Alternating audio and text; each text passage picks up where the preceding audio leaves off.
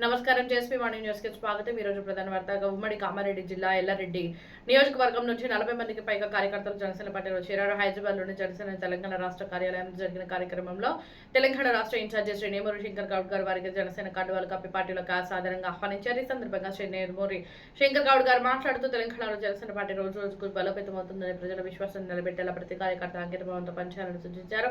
Party ఆశయాలను ప్రజల్లోకి తీసుకెళ్లి సంస్థాగతంగా మరింత బలపడేందుకు కృషి చేయాలని పిలుపునిచ్చారు. ఈ కార్యక్రమంలో రాష్ట్ర నాయకులు శ్రీ మచ్చా సుధాకర్, శ్రీ గుండా సంతోష్, శ్రీ నర్సగౌడ్,